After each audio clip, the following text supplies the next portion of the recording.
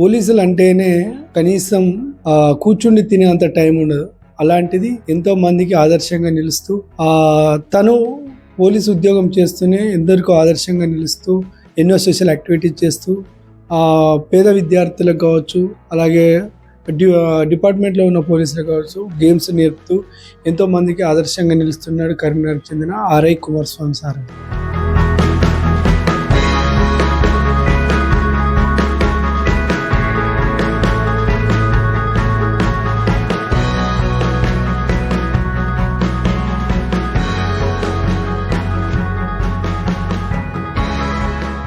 ప్రస్తుతం మనతో పాటు ఉన్నారు. సార్ని అడిగి తెలుసుకునే ప్రయత్నం చేద్దాం. సార్ చెప్పండి, అంటే ఇప్పుడున్న పరిస్థితి కావచ్చు, గతంలో కావచ్చు, పోలీస్ డిపార్ట్మెంట్ అంటే చాలా బిజీ లైఫ్. మీకు కనీసం ఒక 5 నిమిషాలు ఫ్రీగా కూర్చుంటే తినే అంత టైం, అలాంటిది కొన్ని సోషల్ వర్క్ కావచ్చు, అలాగే పిల్లలకు స్పోర్ట్స్కి సంబంధించిన ఎన్నో నేర్పిస్తూ ఉంటూ ఎందరికో ఆదర్శంగా తెలుసు. ఎలా బ్యాలెన్స్ చేస్తున్నారు వీటన్ని? ఫస్ట్ పోలీస్ ఉద్యోగంకి వచ్చేటప్పుడే మనం ఒక ప్రమాణం చేసేస్తాం. మనం మన ఫ్యామిలీ కానీ పిల్లలను కానీ 24/7 ఈ డ్యూటీలో నిమగ్నమై ఉంటామని చెప్పి మనము మొదటిగానే ప్రమాణం చేసి విధులకు చేరడం జరుగుతుంది. అంటే ప్రమాణం చేసిన బట్టి ఏదైతే సందర్భం ఉందో మరి మన ఫ్యామిలీ గురించి కూడా బ్యాలెన్స్ చేసుకోవాల్సిన పరిస్థితి ఏర్పడుతుంది. అంటే 24/7 డ్యూటీలో చేరినప్పుడే ఫ్యామిలీ గురించి కూడా మనం ఆలోచించుకోవాల్సిన అవసరం ఏర్పడుతుంది. ఇవి రెండింటిని బ్యాలెన్స్ చేసుకున్నప్పుడు మాత్రమే నేను చేసినటువంటి ఏదైతే ప్రమాణం ఉన్నదో 24/7 ఈ డిపార్ట్మెంట్ లో నేను ప్రజలకు సేవ చేస్తానన్న దానికి న్యాయం చేయగలుగుతా. ప్లస్ నాకు దొరికినటువంటి చిన్నపాటి టైం కూడా నేను నచ్చినటువంటి ఆ స్థాయి ఏదైతే ఉన్నదో, ఒక క్రీడాకారునిగా నుంచి ఎదిగినటువంటి నేను ఆ క్రీడల పట్ల ఈ రోజు మక్కువ తగ్గుతున్నటువంటి ఏదైతే ఇప్పుడు స్టూడెంట్స్ ఉంటున్నారో వాళ్ళని ఎంకరేజ్ చేయాలనే ఒక ఉద్దేశం కొద్ది కూడా నేను ఒక టైం కేటాయించుకోవడం. ఎంత బిజీ షెడ్యూల్ ఉన్నా కూడా ఖచ్చితంగా నేను వచ్చినటువంటి బ్యాక్గ్రౌండ్ అది క్రీడలను మనం ఎంకరేజ్ చేస్తేనే మనలాంటి వాళ్ళు నాలాగా స్ఫూర్తి తీసుకొని ఈరోజు ఆ క్రీడలే నాకు ఈరోజు ఈ స్థాయిలో నిలబెట్టడం జరిగింది. నేను ఒక రోజు షూ కొనుక్కోవడానికి కానీ, ఒక ట్రాక్ షూట్ కొనుక్కోవాలని కానీ, ఒక జాతీయ స్థాయి క్రీడాకారుని ఎదిగినప్పుడు జాతీయ స్థాయి ఒక తెలంగాణ జట్టుకు నేను పోతున్న సందర్భంలో అప్పుడు క్రీడా వసతుల విషయంలో కొన్ని తక్కువ ఉన్నప్పుడు ఏంటంటే క్రీడాకారులే షూలు కానీ ఇలాంటి కానీ కొనుక్కునే అవకాశం ఏర్పడేది కొన్నిటికి అసోసియేషన్స్ అనేది. కానీ ఆ స్థాయి నుంచి నేను చూసినటువంటి ఆ స్థాయి ఈ రోజు నన్ను ఏం చేసిందంటే, నేను కూడా అలాంటి స్థాయి నుంచి వచ్చిన వాడిని కాబట్టి నా ఇప్పుడు ఎదుగుతున్నటువంటి క్రీడాకారులు కూడా నేను ఏం చేయాలంటే ఖచ్చితంగా దుస్తులు అనేది మనం డొనేట్ చేయాలి. మన పేరు అనేది చిరస్థాయిగా ఉంటుంది. క్రీడాకారునికి ఒక క్రీడాకారుని బాధలు అనేది తెలుస్తుంటాయి కాబట్టి నేను ఆ స్థాయి నుంచి వచ్చిన ఉద్దేశం కొద్దీ నాకు వచ్చినటువంటి ఈ జీతంలో ఖచ్చితంగా సోషల్ సర్వీస్ కానీ లేదా క్రీడాకారులకు ఎవరైనా ఆర్థికంగా వెనుకబడిన వాళ్ళు కానీ ఆర్థిక సాయం చేయాలని చెప్పి నేను నిర్ణయించుకున్నా. ఖచ్చితంగా నా ఫ్యామిలీ కూడా దానికి 100% సపోర్ట్ చేస్తున్నది. ఏంది కొన్ని ఎవరైనా చూస్తే కనుక డబ్బులు సంపాదించుకోవాలా, ఎదగాలని ఆలోచన ఉంటుంది. కానీ మా ఇంట్లో మా ఫ్యామిలీకి కొన్ని రోజుల తర్వాత ఏమో అర్థం కాలేదు సార్. నేను చేస్తున్నటువంటి సోషల్ సర్వీస్ వల్ల క్రీడాకారులకు నేను ఎంకరేజ్ చేస్తున్నట్టు చూసి వాళ్ళు కూడా ఏమైందంటే, సరే నా వంతు కూడా నువ్వు చేస్తున్న దాన్ని కూడా తినకుండా మనం తినే దాంట్లో కొంత పర్సెంట్ వాళ్ళకి ఇస్తే మనకు కూడా మంచిగా ఉంటుంది, దేవుడు మంచి ఆలోచన మనకు ఇచ్చింది కాబట్టి నీకు నువ్వు సహాయం చేస్తా అనే ఉద్దేశం కొద్ది మా ఫ్యామిలీ కూడా అర్థం చేసుకున్నది. ఇంకొకటి, పిల్లలకి ఎలాంటి స్పోర్ట్స్ నేర్పుతున్నారు? ముఖ్యంగా ఖోఖో, కబడ్డీ ఇవే కాకుండా ఇంకా వేరే ఏమైనా నేర్పిస్తున్నారా? నేను బేసిక్గా ఖోఖో నుంచి వెళ్ళి స్టార్ట్ అయినటువంటి నా జీవనం కబడ్డీకి ప్లస్ రెండింటిని ఆడడం జరిగింది. దాంతో ప్రకారంగానే నేను 100 మీటర్ ఆల్ ఇండియాలో కాకతీయ యూనివర్సిటీ నుండి 2002 బాంబే యూనివర్సిటీలో కాకతీయ యూనివర్సిటీకి రిప్రజెంట్ చేయడం జరిగింది.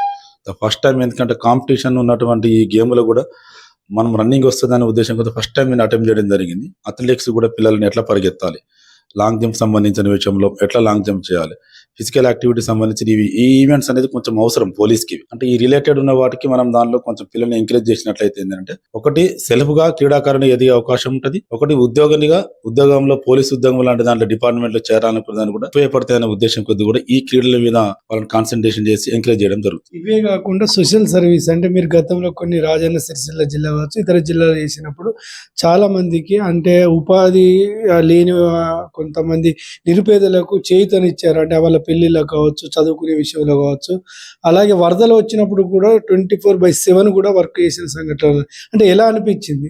అది చాలా హ్యాపీనెస్ ఇచ్చింది. ఎందుకంటే మేము వచ్చిందే పోలీసులో 24 ఎమర్జెన్సీ సర్వీస్ డ్యూటీ లాగానే, అది ఒక యూనిఫామ్ వేసుకొని సిరిసిల్ల లాంటి ఆ ప్రాంతంలో అది వచ్చినప్పుడు మేము చేస్తున్నటువంటి సర్వీస్. ఎందుకంటే కొందరు నీళ్లలో ప్రాణాలను తెగించడం అనేది అది చాలా ప్రౌడ్ గా మనం గర్వంగా ఫీల్ అవుతున్నటువంటి సందర్భం. అందులో యూనిఫామ్ వేసుకొని నాకు ఇష్టమైనటువంటి ఉద్యోగంలో ఇంకా నేను ఒక ప్రాణాలను కాపాడేటువంటి విధులో నేను ఉన్నప్పుడు అంటే నాకు ఉన్నటువంటి ఫీలింగ్ దాన్ని మనం చెప్పలేనటువంటి. రీసెంట్ గా మరి మీరు అన్నట్టు ఒకరికి ఆర్థిక సాయం అంటే నా ఫ్రెండ్ ద్వారా ఆ యొక్క విషయం నా దృష్టికి వచ్చింది. సార్ మన ఒక మిత్రులు ఉన్నారు సార్, నా దగ్గర పని చేస్తాడు, చాలా పేద కుటుంబం సంబంధించిన వాళ్ళ కూతురికి పెళ్లి చేయడానికి కనీసం మంగళసూత్రాలను కూడా కొనలేని పరిస్థితులు కొందరు ఉన్నారు. చాలా ఆర్థికంగా తను ఇబ్బందులకు గురవుతున్నప్పుడు నా దృష్టికి తీసుకెళ్తే నాకు తోచినంత సాయం ఖచ్చితంగా చేస్తా అని చెప్పి నా దగ్గరికి తీసుకురామని చెప్పి ఆ ఆడకూతురి యొక్క పెళ్లిని చేయడానికి సంబంధించినటువంటి ఆ యొక్క అమౌంట్ నేను ఇవ్వడం జరిగింది. ఇంకొక విషయం సార్, ప్రస్తుత కాలంలో యువకులు కావచ్చు, పోలీస్ కానిస్టేబుల్ విషయంలో కావచ్చు, ఎస్ఐ విషయంలో కావచ్చు, ఈవెంట్స్ విషయంలో చాలా మంది రన్నింగ్ చేయలేకపోతున్నారు. ఒక 5km పెడితే 2kmలో పడిపోతున్నారు. అలాంటి వారికి మీరు ఇచ్చే సందేశం? ప్రీవియస్ లో ఈ నోటిఫికేషన్ లేనప్పుడు కొన్ని పోలీస్ ఉద్యోగం నోటిఫికేషన్ మాత్రమే ఉండేటి. దానికి పిల్లలు ఏంటంటే నేను ఉద్యోగం చేయాలనే ఆలోచన మంచిగా ఉండేది వాళ్ళకి, కానీ ఫిజికల్ గా సంబంధించి నేను ఫిట్టా కాదని చెప్పి చూసుకునేటోళ్ళు కాదు.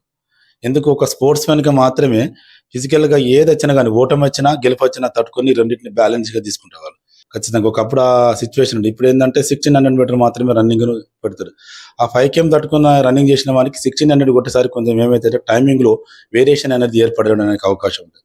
అప్పుడు ఏం చేస్తారు, ఆటోమేటిక్ గా తాను దాంట్లో గెట్టిన్ కాకపోవచ్చు, అంటే సక్సీడ్ కాకపోవచ్చు, దాంతో నిరుత్సాహానికి గురవుతాడు. దాంతో ఏమైతే నాకు ఉద్యోగం వస్తలేదు అని చెప్పి ఒక నిరుత్సాహం. ఎట్టి పరిస్థితుల్లో మనం నిరుత్సాహపడద్దు. ఒక 5 కిలోమీటర్ల రన్నింగ్ పరిగెత్తాలంటే దానికి టార్గెట్ మనం రీచ్ కావాలంటే 10 కిలోమీటర్ల టార్గెట్ మనం పెట్టుకోవాలి. పెట్టుకున్నప్పుడు నీకు 5 కిలోమీటర్ల టార్గెట్ అనేది చిన్నగా కనబడుతుంది. ఇప్పుడు 1600 ఈవెంట్ ఈరోజు రిక్రూట్మెంట్ లో ఉన్నది అంటే కనుక ఖచ్చితంగా నువ్వు 3 కిలోమీటర్ రన్ పరిగెత్తినప్పుడు నీకు మెంటల్ గా ప్లస్ 10th గా మనం స్ట్రాంగ్ అవుతాం. అందుకే పిల్లలు ఏం చేస్తారు, ఉద్యోగం వస్తలేదని కాదు, మీరు కష్టపడండి. ఖచ్చితంగా ఈ టార్గెట్ అనేది మీరు నిర్ణయించుకున్నారు అనుకో, ఖచ్చితంగా మీ పోలీస్ ఉద్యోగాలు ఈ రోజు కాకుండా కూడా రేపటి రోజున కానీ మనం సక్సెస్ అవుతాం. నాకు ఇంటిల్ నాకు ఏదైతే ఇంకా నా తోడుబాటుకి నా విజయానికి నేను ఈ రోజు ఈ స్థాయిలో ఉన్నా అంటే ముఖ్యంగా ఒకటి మా గురువు గారు సుదేశ్ సారు, అదేవిధంగా అసోసియేషన్ సంబంధించిన ఖోఖో సంబంధించిన మా మహేందర్రావు సార్ గారు, వాళ్ళు ఒక సహకారం నాకు అందించారు. నాలో ఈ క్రీడాకారుడు ఉన్నాడని చెప్పి వాళ్ళు నన్ను మెలికి ఈ స్థాయికి తీసుకొచ్చారు. కాబట్టి భవిష్యత్తులో కూడా ఖోఖో సంబంధించిన క్రీడాకారులకు ఎవరైతే ఉన్నారో జాతీయ స్థాయి అంతర్జాతీయ స్థాయికి పోవడానికి 100% నా సహకారాలు ఇప్పుడు ఏ విధంగా అయితే కొనసాగుతున్నాయో అదే అది స్టిల్ కంటిన్యూ అవుతుంది. నాతో అయ్యేటటువంటి ఖచ్చితంగా సహాయం చేస్తా. సహాయానికి మాత్రం ఎట్టి పరిస్థితులు మేము వెనక్కి పోము. సేవ అనేది మరవ, ఎందుకంటే 100% సేవ చేస్తేనే నాలాంటి వాళ్ళు తయారవుతారు.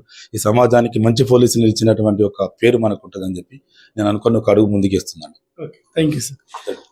చూశారు కదా, అంటే చిన్న స్థాయి నుంచి వచ్చాము కాబట్టి ప్రతి విషయంలో తాను ఎదిగాను, నా లాంటి వాళ్ళు ఎవరికి రాకుండా అందరూ కూడా స్పోర్ట్స్లో రాణించాలంటూ తనకున్న ఉద్యోగ లైఫ్ను ఎంజాయ్ చేస్తూనే పిల్లలకు కూడా అటు అనాథ పిల్లలకు కావచ్చు, ఇటు ఇతర అంటే ఆర్థికంగా లేని వాళ్ళకు కూడా సహాయం చేస్తానని చెప్తున్నాను. తన ద్వారా ఒక ఆర్థిక స్వచ్ఛంద సేవ సంస్థను పెట్టి ఎంతో మందికైనా లైఫ్ని ఇస్తాను. ఎవరు కూడా లేకుండా అంటే నన్ను సంప్రదిస్తే ఖచ్చితంగా వారికి తగిన సహాయ చర్యలు ఉన్న యూనిఫామ్లో ఉన్నా లేకున్నా కూడా చేస్తానని చెప్తున్న పరిస్థితి. రానున్న రోజుల్లో మరిన్ని ఇట్లాంటి సహాయ కార్యక్రమాలు చేపట్టాలి, మనం కూడా కోరుకునే ప్రయత్నం చేద్దాం. ప్రస్తుతానికైతే ఆరోగ్య కరీంనగర్లో కొనసాగుతున్నా, రానున్న మంచి రోజుల్లో మంచి పొజిషన్లో ఉండాలని మనం కూడా కోరుకునే ప్రయత్నం చేద్దాం.